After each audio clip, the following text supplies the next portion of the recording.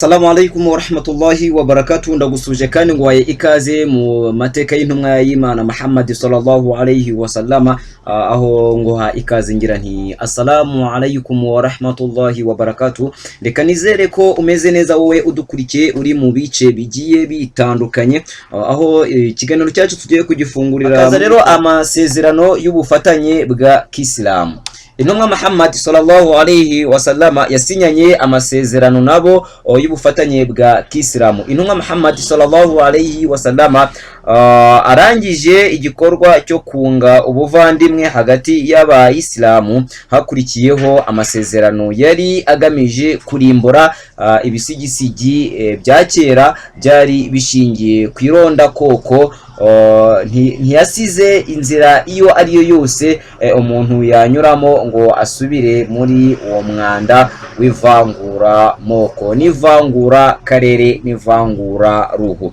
Dore uko ayo masezerano yarateye rero. Aya ni amasezerano hagati ya Muhammad sallallahu alayhi wa sallama we n'abayisilamu bose mu bakuraishi n'abantu ba Madina, n'uwo ari we wese uzakurikira akaba hamwe nabo akaba umuyisilamu, nawe aya masezerano agomba kuyagiramo uruhare, agafatanya nabo kurwana jihadi, intambara ntagatifu ishingiye ku kwimakaza la ilaha illallah Muhammad Rasulullah sallallahu alayhi wa sallama. Abo bose ni umuryango umwe, nta bandi bantu babivanzemo. Abantu bose batoye shahada bakavuga ashhadu an la ilaha illallah wa ashhadu anna Muhammadur Rasulullah, abo bose ni abavandimwe. Abimukira bose ari abakuraishi n'andi moko yabo bagombaga kuganira bagakemura ibibazo byabo neza mu butabera, na buri bwoko mu basangirangendo ba Madina nuko bagombaga gukemura ibibazo byabo. Nukuvuga ngo ku ruhande rw'abavuye imaka aribo bari aba Abubakar Siddiq na ba Omar na ba Uthman na ba Muaz, abo bose bagombaga kubanza bagakemura amakimbirane ari hagati yabo kugira ngo bo ubwabo bashe kunga ubuvandimwe bwabo, ndetse n'aba bari i Madina nabo bagombaga gukemura amacakubiri ndetse n'imyiryane bari n'urwangano bari bafitenye hagati ubwabo kubwa, bose bakiyunga bakaba umuntu umwe bagakora jama, nkuko Allah subhanahu wa ta'ala yashimangiye ko yahuje imitima yabo, aho Allah subhanahu wa ta'ala tubwira muri suratu Al-Anfal abwira intumwa Muhammad sallallahu alayhi wa sallama amubwira ati mu byukuri niyo wari gufata ibiri ku isi byose ukabihuriza hamwe kugira ngo uhuze imitima yabo ntiwari kubishobora, ariko Allah yaguteye inkunga ahuza imitima yabo. Mu byukuri Allah aragushigikiye. Abemera Imana bose rero batinya Imana bagombaga gufatanya kwivuna umwanzi wese ushaka kuzana inzangano n'ubwononyi mu bemera Imana subhanahu wa ta'ala. Icya gatanu, ingufu zabo zose zigomba kumuteraniraho nubwo yaba ari umwana w'umwe muri bo, nkuko tubisanga nanone muri suratu Al-Mujadilat aya ya 22. Icya gatandatu, umwemeramana ntagomba kwica mugenzi we w'umwemeramana kubera umuhakanyi, nkuko tubisanga muri suratu An-Nisa. Icya gatandatu, umwemeramana ntagomba gutabara umuhakanyi igihe arwana n'umwemera. Nanone iyi aya nayo tuyisanga muri suratu An-Nisa isura ya 4. Nanone icya munani, amahoro y'Imana namwe kuri bose nubwo yaba umuntu muri bo. Nanone icya 9, uzadukurikira mu Bayahudi uwo tuzamurwanaho ntituzamuhuguza. Icya 10, umutekano wa buri mwemera wese n'umwe, ntawe ugomba gusabira umutekano umwe mu bemera asize undi mu ntambara. Ibi byose rero byari amasezerano yo gutabarana ndetse no gufashanya. Hanyuma icya 11, ntibyemewe kumwemera guhishira ukoze ikibi cy'ubwononyi no kumucumbikira, kuko uzamuhishira akanamurwanaho umuvumo w'Imana uzaba kuri we n'uburakari bwayo kugeza ku munsi w'imperuka. Icya 12, umuntu uzica umwemera umuntu uzica umwemera uwo azahorwe uretse igihe uhagarariye uwapfuye yatanga imbabazi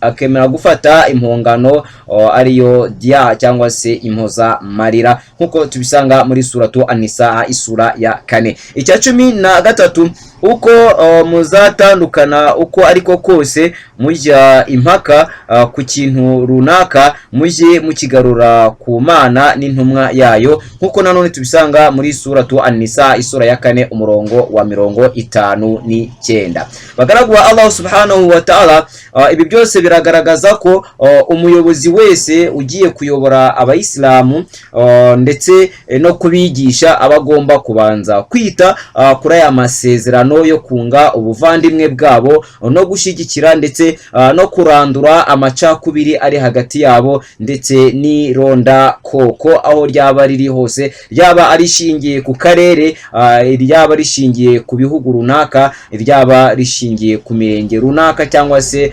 rishingiye ku ibara, ku ironda ruhu, ironda karere, icyo ari cyo cyose.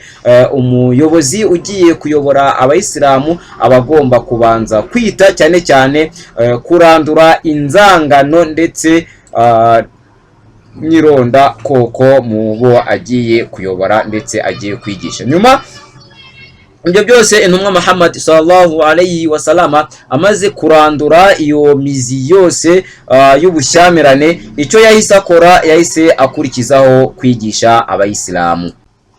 Ubwo rero nkuko mumaze kubyumva, amateka y'intumwa y'Imana Muhammad sallallahu alayhi wa sallama twigamo byinshi bigiye bitandukanye bibasha kudufasha muri ubu buzima, dore ko intambara bari bategetswe ari nayo natwe aka kanya dutegetswe, uko bari bategetswe kwirwanaho ndetse no kurwanirira la ilaha illallah, niko abayisilamu natwe tubitegetswe. Ariko uzasanga inshuro nyinshi bamwe mu biyita ko bayoboye abayisilamu bagenda batatira ibi bihango ndetse n'aya masezerano, bityo bakabasha gushiraho ndetse n'andi mategeko mu mwanya wo kuba bayoborwa n'amategeko ari muri Qur'an, nkuko tubisanga muri suratu An-Nisa isura ya 4 umurongo wa 60 n'uwa 61. Ubwo rero umuntu wese ubasha gukiranurwa no gushiraho andi mategeko atari amategeko ashingiye kuri la ilaha illallah Muhammadur Rasulullah, uyu nguyu aba ari umuhakanyi, nkuko tubisanga kuri umurongo wa 60 na 61 suratu Nisa aya isura ya 4.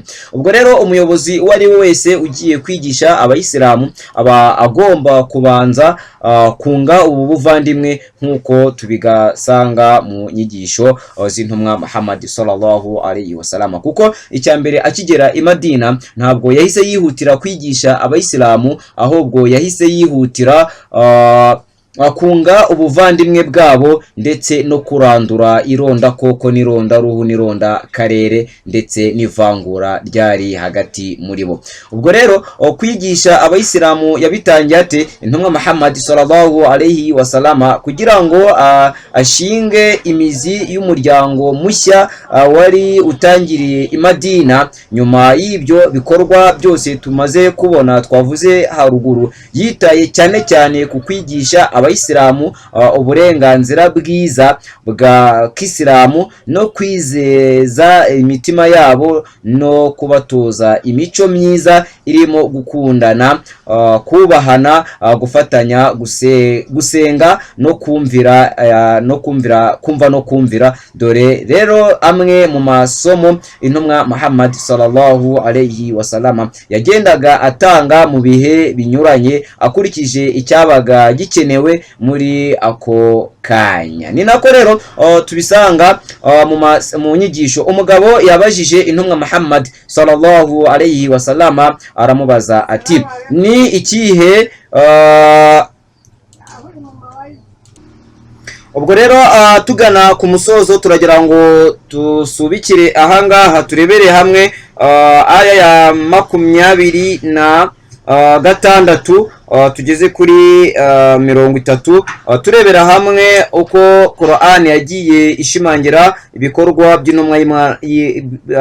by'intumwa y'Imana Muhammad sallallahu alaihi wasallam. Ni suratu al-Anfal aya ya 8, ikaba yaritiriwe iminyago. Murongo wa 26 turagira uti: munibuke ubwo mwari bake b'abanyantege nke mu gihugu cya Maka, mutinya ko abantu babahakanyi babashimuta, maze Allah akabaha ubuhungiro i Madina, akabashyikiriza inkunga ye ndetse akanabaha amafunguro meza kugira ngo mubashe gushimira. Iyi aya ni aya iboneka muri suratu al-Anfal aya ya 26. Iyi suratu al-Anfal akaba ari isura ya 8. Nanone umurongo wa 27 ukagira uti: yemwe abemeye ntimugahemukire Allah n'intumwa ye Muhammad sallallahu alaihi wasallam, ndetse ntimukanahemuke mucunga nabi ibyo mwaragijwe kandi mubizi ko ari icyaha. Ubwo rero bagaragwa Allah subhanahu wa ta'ala, mumva ko twaragijwe idini ya Islamu, ko tugomba kuyirwanirira no kuyirwanaho kugira ngo Allah subhanahu wa ta'ala ateye kubangikanywa n'icyo ari cyo cyose.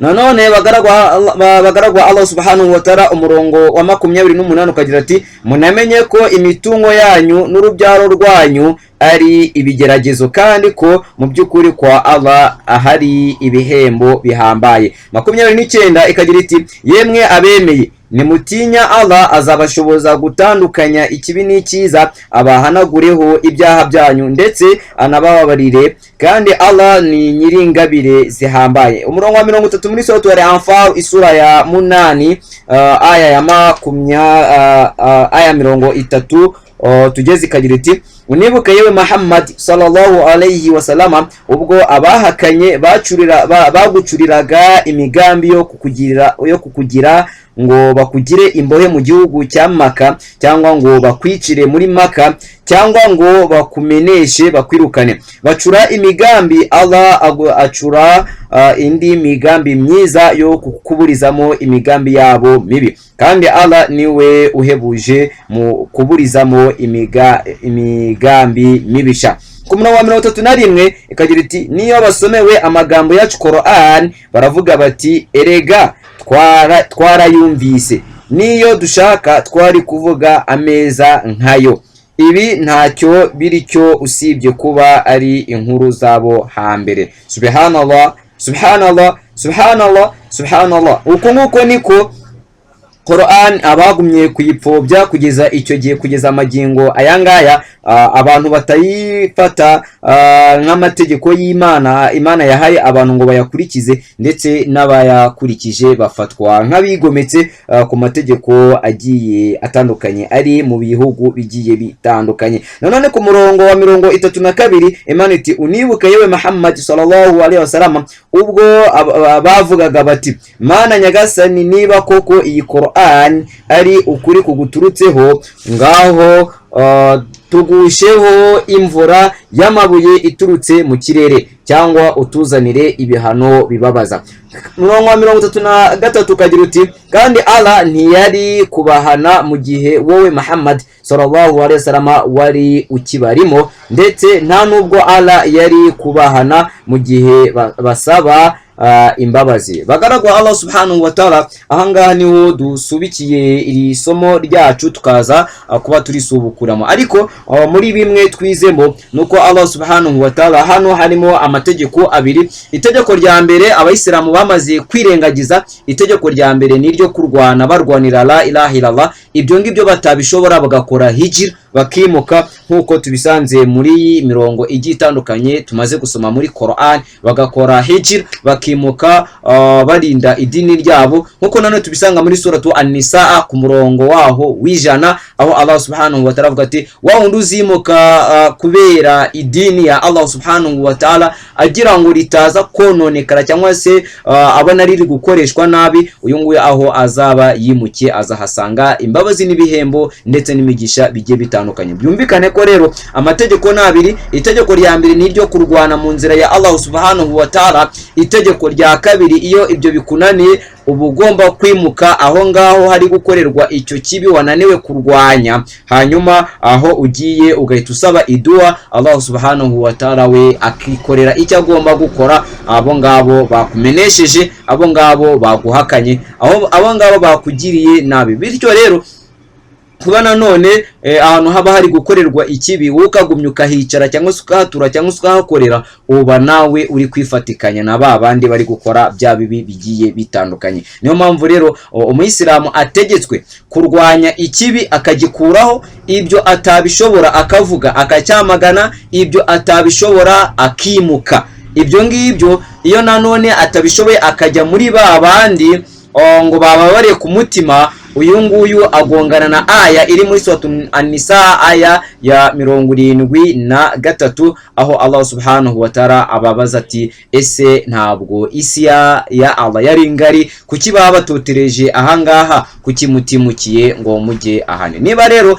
intumwa y'Imana Muhammad sallallahu alayhi wa sallama yarimutse agasiga igihugu cye cya Makka agahungira i Madina, nuko yari ari gushaka amahoro ndetse no guhoranira amahoro. Niyo mpamvu rero Allah subhanahu wa ta'ala muri suratu Al-Imran aya y'103 ndetse n'104, aho Allah subhanahu wa ta'ala avuga ati walitakum minkum ummati yad'una ila al-khayr ya'muruna bil ma'ruf wa yanhauna 'anil munkar ila akhir aya. Allah subhanahu wa ta'ala avuga ati muri mwebwe habemo itsinda rihamagarira abantu gukora ibyiza, ribabuze gukora ibibi, kandi abo ngabo nibo bakiranuka. Bagaragu Allah subhanahu wa ta'ala, ikiganiro gikurikira iki ngiki turarebera hamwe uko intumwa y'Imana Muhammad sallallahu alayhi wa sallama yakomeje kwigisha abayisilamu, abigisha idini yabo. Reka dusubikire anga tugira tuti Allahumma salli ala Muhammad wa ala ali Muhammad kama sallaita ala Ibrahim wa ala ali Ibrahim wa بارك على محمد ولا آل محمد